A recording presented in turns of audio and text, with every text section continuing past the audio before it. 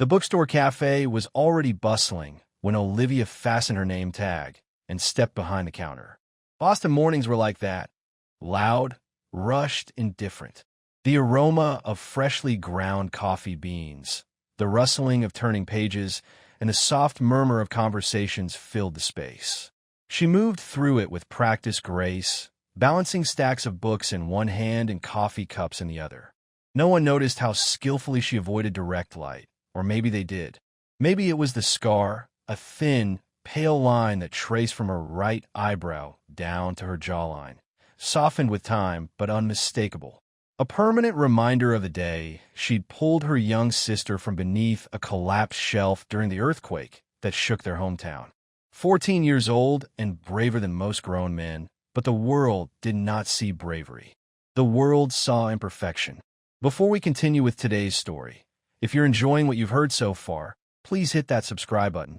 Every new subscriber helps me keep sharing these inspiring tales that touch your day. Thank you for your support.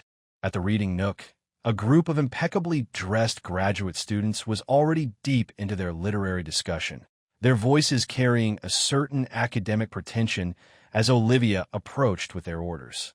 One of them leaned toward his friend and muttered, loud enough for her to hear, "Well, that's one way to kill the mood for poetry." The friend snickered. "What happened?" "She tries to write with her face." Their laughter spilled into the room like spilled ink. Olivia said nothing. She placed the coffee cups gently in front of them, her hands steady despite the heat rising in her chest. "Oh, come on," another added. "You'd think a bookstore with this clientele could spring for staff that didn't look like characters from Gothic novels." One of them reached for his latte, glancing at her with a smirk. "Hey, sweetheart, ever consider a job at the horror section? You'd be perfect for dramatic readings." Olivia paused, her jaw tightened. She could feel every eye in the room flicker between their table and her back. She turned slowly, locking eyes with the man who had just spoken. "Is there anything else you need, sir?" she asked, her voice even. He blinked, caught off guard for a moment. "Yeah, maybe a bookmark. Or a mask." She didn't flinch. She didn't break. She just nodded once, turned, and walked away. Across the cafe, at a quiet table by the window, a man had been watching the entire exchange. He was dressed simply, though with clear attention to detail. Charcoal sweater, pressed slacks, and a weathered journal beside his half-finished espresso. His name was Nathaniel, and unlike most who had witnessed the scene, he didn't look away out of discomfort. He leaned forward, his gaze following Olivia as she returned to the counter and resumed her work as if nothing had happened. Later, when the group of students finally left with careless goodbyes and louder laughter, Nathaniel motioned for his bill. Olivia brought it over with practiced calm. "Thank you," she said simply. He looked up. "No," he replied. "Thank you." She tilted her head, confused. "For handling that with more dignity than they deserved," Nathaniel said. Most people would have walked out or thrown scalding coffee in their faces. Olivia managed a small smile. "Tempting." Nathaniel smiled back, then added softly, "It's strange, isn't it? How some people think they're seeing a flaw when really they're just too shallow to understand the texture of courage." Olivia blinked. No one had ever said anything like that to her. Not without pity, not with quiet admiration. She didn't respond right away. Instead, she looked at him fully for the first time. His eyes were calm, serious. There was no trace of condescension or morbid curiosity, just presence. "Nathaniel," he said, extending his hand. "Olivia," she replied, shaking it. He nodded. "It's good to meet you, Olivia." And for a moment, brief and silent, she felt seen in a way she hadn't in years. Not despite the scar, but maybe, just maybe, with it. It had been 3 days since the cruel commentary at the Reading Nook had cut through the ambience of turning pages and clinking teacups. Olivia had tried to let it go, bury it beneath inventory lists and hours on her feet, but cruelty had a way of echoing longer than kindness ever did. Wednesday morning was quiet. The morning rush had trickled out, leaving only the soft whisper of pages turning and the low notes of classical piano playing from hidden speakers. Olivia was arranging a new display when she saw him, Nathaniel, stepping into the back corner again. Same seat near the window, the one that caught just enough light to illuminate the pages of whatever he was reading, but remained secluded enough to feel like a sanctuary. He did not call her over. He simply waited, his gaze gentle and patient, as if he understood that the space between moments was worth something. Olivia approached, a stack of new releases balanced in her arms. "You again?" she asked, keeping her tone somewhere between teasing and wary. Nathaniel gave her a soft smile. "I figure it was safe. I don't see any literary critics throwing around metaphors today." She snorted, a reluctant sound. "We save those for weekends." He nodded. "Then I picked the right day." Nathaniel ordered just a black coffee and a slice of cranberry loaf. "That's it." Olivia arched an eyebrow. "Just that," he said, settling into the seat like he planned to stay. "I come for the bread." She didn't reply, but when she returned a few minutes later with the order, he looked at the slice like it was a memory. "My grandmother used to bake bread like this," he said, eyes softening. "Not perfect, a little dense. The kind of crust that never quite crackled right, but always tasted like afternoons when nothing else mattered." Something in Olivia stilled. Her hand lingered on the plate just a second longer before she set it down. "She passed away?" she asked before she could stop herself. Nathaniel nodded. "Years ago. But it tastes like hers." Olivia blinked. "I baked that one." Nathaniel smiled. "That explains everything." From that day on, he became a fixture, always arriving during the lull between morning rush and lunch, always sitting in Olivia's section. Sometimes he brought manuscripts to review. Sometimes he simply sat and looked out the window as if watching the world try to remember how to be kind. And each time, he left a tip, large, purposeful, always tucked beneath his coffee cup. And each time, Olivia gave it back. On his fourth visit, she found the usual envelope, 2 crisp 50s nestled beneath his empty mug. She walked over to his table. "Mr. Reynolds," she said, dropping the money on the table. "I told you, I'm not taking this." He looked up from his notebook, unbothered. "It's Nathaniel, and it's not about taking. It's a thank you." "Then say thank you." "I just did." "With your wallet," she said. Her voice was steady, but her arms were crossed so tightly her knuckles went white. "You think people like me want your charity?" Nathaniel's brow furrowed. "It's not charity. I've been pitted enough to know the difference." The words landed harder than she expected. Around them, the bookstore seemed to be still. Nathaniel leaned forward, his tone calm but clear. "A tip is gratitude, not charity. If I pitted you, I would have walked out the second I saw your scar. But I didn't. I stayed because the bread tasted like memory, because your service had grace, and because there was something about you that made words feel more honest." Olivia stared at him, heart knocking hard her chest. She didn't know whether to dismiss him or thank him. After a pause, she said quietly, "You make a good argument." "I usually do," he replied, sipping his coffee. She hesitated, then, before she could change her mind, she slid into the chair across from him. "You don't look like someone who reads in places like this." "I don't," he admitted, "but lately, I'm trying to make time for things that feel authentic." She tilted her head. "And this feels authentic?" Nathaniel met her gaze, unwavering. "You do." The words weren't flirtatious. They weren't laced with drama. Just simple, honest. And they landed like a whisper in a quiet room. Olivia stood quickly, the moment catching her off guard. "I'll get you another coffee," she muttered, retreating toward the counter. As she passed the polished espresso machine, she caught her reflection. Hair pulled back, scar visible. And yet, for the first time in a long time, it wasn't the scar she saw first. Maybe, just maybe, someone was finally seeing her whole. The following week brought with it a streak of snow. Outside the bookstore Café, flakes drifted lazily past the windows, and scarves were pulled tighter at throats as customers hurried in from the cold. Inside, the warm scent of cinnamon and paper made the winter feel far away. Olivia straightened a row of classics near the window, her mind already elsewhere before she saw him again. Nathaniel. He was already seated in his usual corner, a book open in front of him, untouched coffee beside his notepad. He looked up, gave her that small, quiet smile. "You're back," she said, pretending not to smile.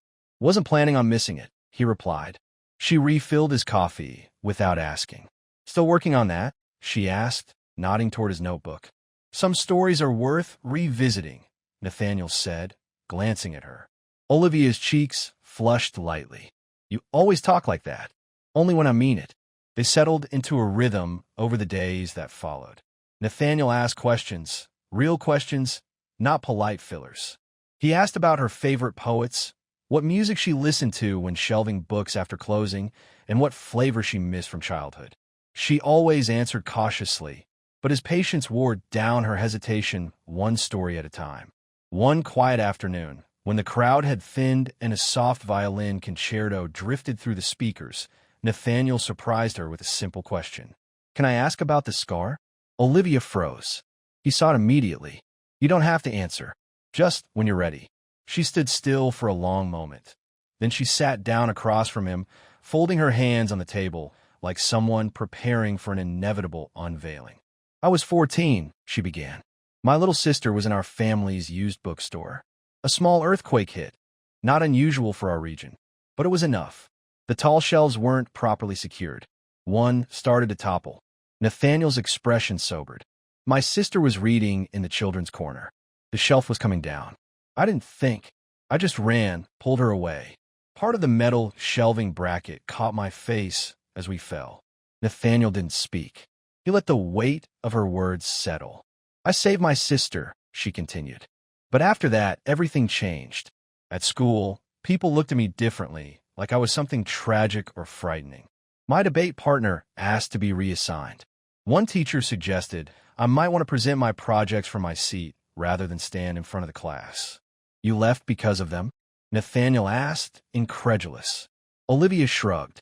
I was tired of pretending it didn't hurt, of walking into rooms where people saw the scar before they saw me. Nathaniel's hands curled into gentle fists. I'm sorry. Don't be, she said. I found work. I helped my mother with the medical bills after Dad left. We survived. There was a new tone in her voice now. Not bitterness, not pride, just quiet endurance. Nathaniel reached for his cup. You're stronger than anyone I know. Olivia didn't answer. She just nodded and stood up, leaving him to his coffee. Later that evening, on her way to pick up dinner from the corner market, Olivia saw him again, but not at the bookstore. Across the street, an older man was standing near the edge of the sidewalk, canvas bags of groceries too heavy to lift, snow gathering on his hat. He was clearly overwhelmed. Nathaniel, coat unbuttoned despite the cold, walked up beside him, spoke gently, and picked up the bags. He didn't look for thanks, didn't wait for anyone to notice. He walked the man to the bus stop, helped him organize his bags, and turned away before the bus even pulled up. Olivia watched the entire exchange from behind a newspaper stand. She didn't call out to him. She didn't need to. That night, back in her small apartment, she stood in front of the bathroom mirror. She looked at the scar, brushing her fingers along its edge. She didn't cry, but she did wonder, for the first time in years, if maybe someone could look at her and see more than damage. Maybe someone already had. It had been a long day, the kind of day where rude customers blurred together, where tips were thin and comments sharper than usual. Olivia felt the exhaustion in her bones as she locked the register, rubbed the back of her neck, and grabbed her coat. Nathaniel was waiting outside. She had seen him through the window, hands in his pockets, leaning against the lamppost like he had all the time in the world. When she stepped out, he straightened. Rough day. You could say that, she replied, her voice flat. He hesitated, then offered gently. There's this little place by the harbor. They serve soup that doesn't taste like it came from a can and let you linger without rushing you. Want to go? Olivia blinked, surprised. She opened her mouth to say no out of habit, out of fear, but something in her softened. Maybe because she was too tired to keep her walls up, or maybe because he wasn't pushing, just asking. She nodded. Okay, but no literary metaphors tonight. Nathaniel grinned. Deal. The cafe by the water was quiet, cozy, and warmly lit. Old jazz floated from unseen speakers. The wooden floor creaked under their steps. Olivia felt her shoulders relax for the first time in days.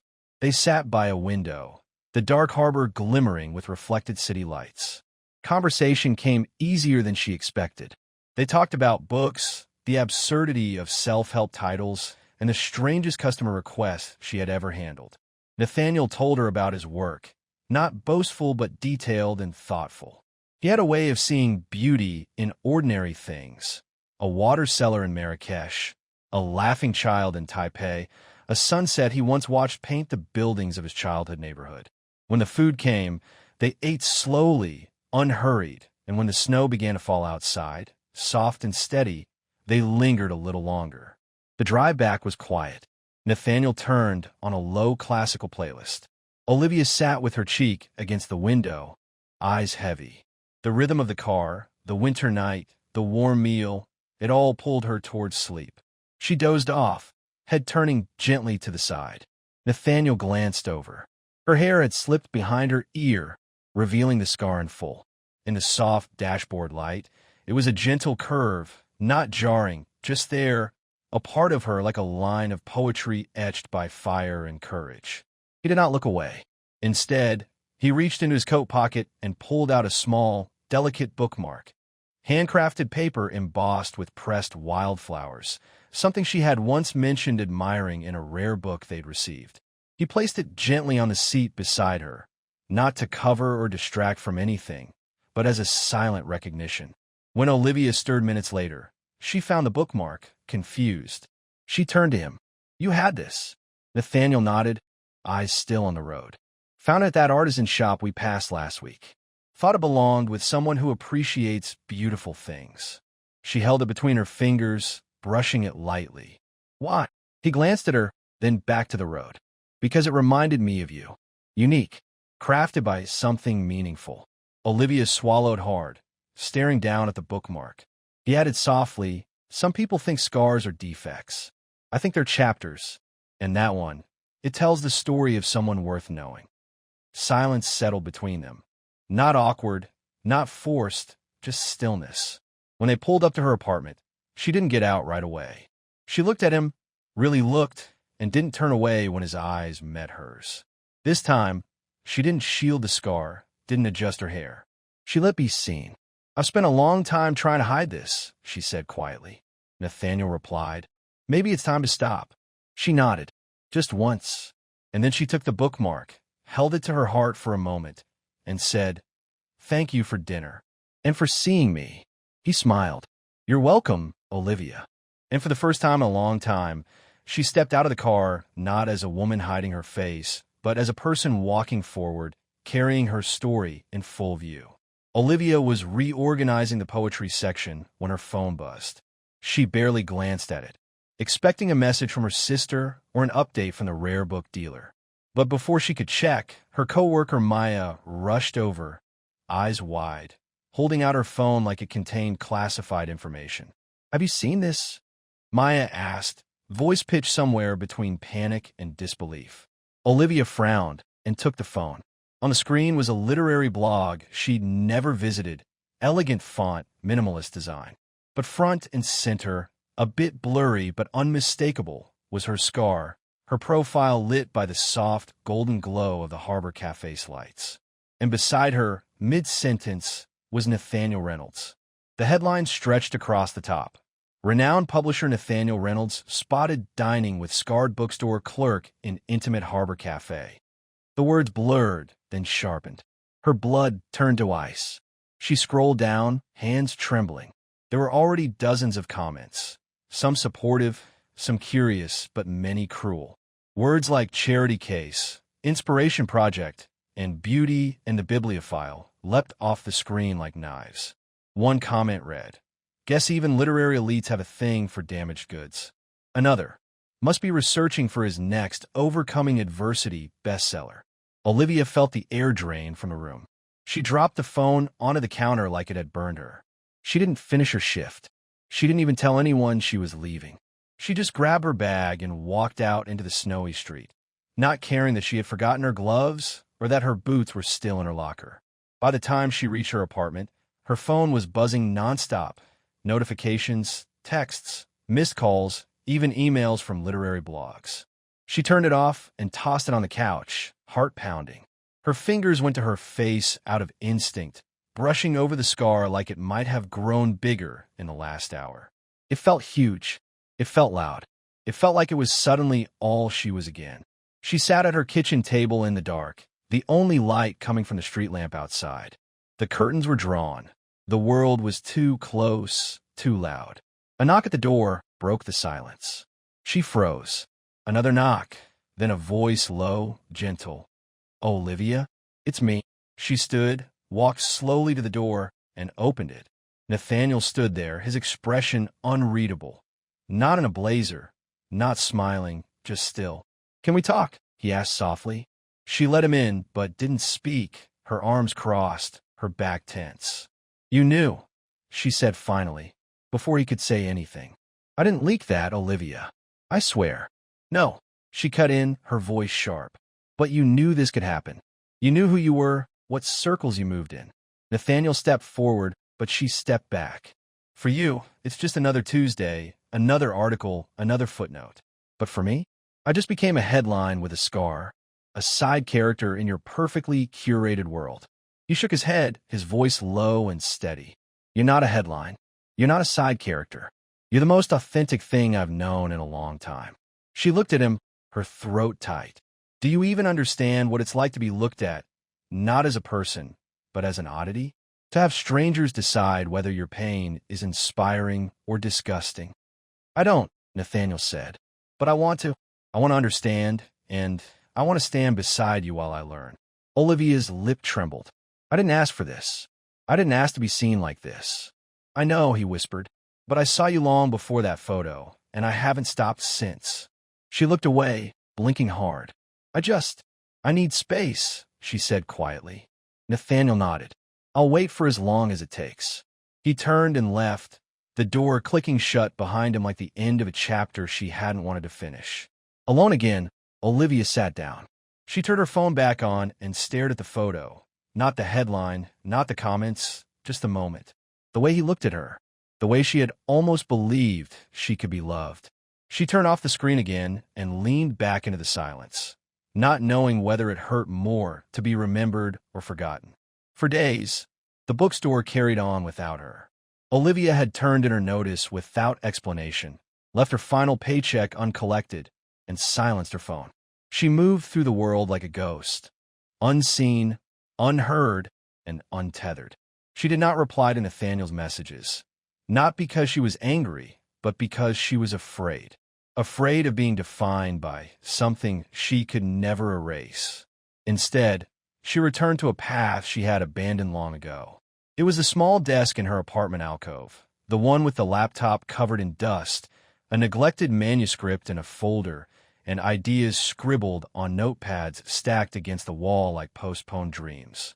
She opened the laptop slowly, as if peeling away a bandage. The first sentence was awkward, the second hesitant, but then her fingers began to remember. Muscle and memory stirring back to life. She wrote for hours, days, with no deadline, no audience, no one watching. Only words and silence and the familiar rhythm of creation. One afternoon, as sunlight spilled across the desk, her younger sister Mia came to visit. Now in college, taller than her, but still the same vibrant soul she'd pulled from beneath the collapsing bookshelf all those years ago. She walked in and stopped short, staring at the half-finished manuscript spread across the desk. "You're writing again," she said quietly. Olivia nodded without looking up. Mia sat beside her. "I missed this." She smiled faintly. "Me too." Mia picked up a page, reading a few lines. Then she said, almost out of nowhere, "You know, you're the reason I study literature now." Olivia blinked. "What?" "That day," Mia continued, "when the bookshelf was falling and everything was chaos, I didn't think anyone was coming. But then I saw you running toward me, not even thinking about yourself. I knew then that stories could save lives. Your story saved mine." Olivia froze. Her hand trembled. Mia looked at her, eyes filled with quiet gratitude. "You carry that scar for me. For us. And you never once made me feel like I was the reason your life changed." Tears welled before she could stop them. "You were a child," she whispered. "So were you," Mia replied. "But you were the bravest character I've ever known." When she left, Olivia stood in front of the mirror in the hallway. For years, she had avoided this mirror, only glimpsing herself in pieces, never long enough to feel the weight of what she saw. Now she looked fully. The woman staring back had a face framed by quiet determination. The scar no longer screamed. It sat there, soft in the light, like a thread of silver woven into a tapestry. And for the first time, she did not turn away. For the first time, she thought, maybe this is not something to hide. Maybe this is where my story begins. Olivia did not need anyone to tell her she was worthy. She had just told herself, and that was enough. The envelope sat on Nathaniel's desk for hours before he opened it. It was plain, no return address, no letterhead, just his name written in neat, familiar handwriting, soft loops, and careful strokes. Inside was a single piece of stationery, folded once. Nathaniel unfolded it with care. Nathaniel, thank you, not just for seeing me, but for not looking away. I am sorry I disappeared. I needed to find out if I was still someone when no one was watching. I think now I am. I don't expect anything. I just wanted you to know. Olivia. He read it twice, then folded it slowly, pressing it to his chest. A week later, the invitation arrived in Olivia's mailbox, a literary event hosted in the old public library downtown. The email was simple. Someone had submitted her manuscript fragment, saying her voice mattered. She almost didn't go, but she did. The library had been transformed. Soft lights illuminating the arched ceilings. Books and manuscripts arranged along oak tables and marble pillars. Students, authors, and publishers mingled among the stacks. Olivia walked through the space cautiously, her heart pounding. She had submitted a small piece, the beginning of a novel about a young girl who saved her sister during a disaster. She hadn't expected anyone to notice, but they had. And then, near the center of the space, she saw it. A display table, carefully arranged, featuring a manuscript with her name. It wasn't finished, not polished, but the essence of her story was there. The weight of scars both visible and hidden, the courage it takes to be seen. Below the manuscript, a simple placard, Olivia's pages, a voice emerging, selected by NR Publishing. Her breath caught. She turned, and he was there. Nathaniel stood just beyond the soft spotlight, not dressed like the renowned publisher the blogs knew, but like the man who sat in a quiet bookstore every afternoon, hands in his coat pockets, eyes steady on hers. I didn't know you'd come, she said, voice tight. I hope. They stood in silence, surrounded by whispers and footsteps, but their world was still. You published that? She asked, nodding toward the manuscript. He shook his head. Just featured it. I was hoping the author might consider letting me read the rest. Her eyes shimmered. I thought publishers didn't take unsolicited manuscripts. We don't, Nathaniel said. But sometimes, rarely, we find something that isn't trying to be discovered. It just is. Olivia took a step closer. You always seem more than you're supposed to. Nathaniel smiled. Only when it matters. She looked at him, all the fear, distance, and time folding into something softer. I never wanted to be someone's inspiration, she said quietly. I just wanted to be someone. You already were, he said, long before I met you. She bit her lip, fighting a smile. You never stopped believing in stories, did you? Not after I met you. A pause. Then he added, voice lower, I used to think strength was about standing alone, building walls. But you taught me it's about letting someone read your pages, even when they might judge them. Especially then. Tears spilled freely now. Nathaniel reached for her hand. Olivia, he whispered, I've seen you resilient. I've seen you be graceful. But right now, right here, you're the most beautiful story I've ever read. She squeezed his fingers. And you're still the man who buys coffee just to talk. He laughed, and she stepped into his arms. This time, she did not flinch when he touched her cheek. This time, the scar was not in the way. It was a part of the moment. And this time, when they stood close, it was not about fixing each other. It was about choosing to stay. Morning light streamed gently through the windows of the small bookshop, painting the wooden shelves with soft gold. The sign above the entrance read, Chapters and Chances, its hand-lettered script warm and inviting. Beneath it, a quieter message, where every story finds its reader. Inside, the comforting scent of old paper and fresh coffee lingered in the air. Carefully curated books lined shelves made from reclaimed wood. Handwritten recommendation cards peeked from between volumes. The atmosphere felt more like a home than a store. Olivia moved between the stacks, arranging a new display with practiced ease. Her hair fell loosely around her shoulders, and the scar along her right cheek, once a source of shame, was no longer something she concealed. It was simply part of her, like the name above the door, born from courage, now a mark of resilience. Customers wandered in slowly, some for their morning read, others just to sit in the reading corner and breathe. Many came for the books but stayed for something deeper, gentle conversations, understanding smiles, a quiet sense of belonging. By the register sat a jar with a note, "Pay it forward," a book for someone still finding their story. At the back of the shop, near a sun-warmed window, Nathaniel sat with a cup of tea and the newest manuscript from their publishing imprint. He had helped Olivia open the bookshop, investing quietly, never seeking recognition. This was her vision, her healing. He was simply grateful to witness it unfold. That afternoon, the garden behind the shop came alive. Instead of a grand celebration, they had chosen something honest and intimate. A wooden table under string lights, wildflowers scattered across every surface, bookmarks tied with ribbon as favors. A homemade cake waited on the windowsill. Two witnesses, Olivia's sister and Nathaniel's nephew, raised glasses of lemonade and laughed like they owned the world. Olivia wore a simple ivory dress, a small bookmark still tucked in her pocket from the day that changed everything. A wreath of forget-me-nots circled her head. She walked barefoot on the grass. Nathaniel stood beside her, eyes bright. "I don't have elaborate vows," he said, voice barely above a whisper. "Just this." He pulled a small box from his pocket and opened it. Inside was a simple silver band with a word engraved on the inside. "Whole." "I didn't fall in love with your scar," he said, looking into her eyes. "You were already magnificent. But that scar, it's a chapter in your story, and I love all of it. I love all of you." Olivia's throat tightened. She didn't speak. She just nodded, smiling through tears. And that was enough. Later in the week, as sunlight poured across the bookshop floor and the first browsers wandered in, the front door creaked open again. A teenage girl stood there, hoodie pulled low, hands tucked deep in her pockets. Severe burn scars covered her neck and chin. Her eyes flickered toward Olivia, then down at the help wanted sign taped to the door. "Excuse me," she said softly. "I was wondering if you'd ever hire someone like me?" Olivia stepped forward slowly, smile warm and calm smile.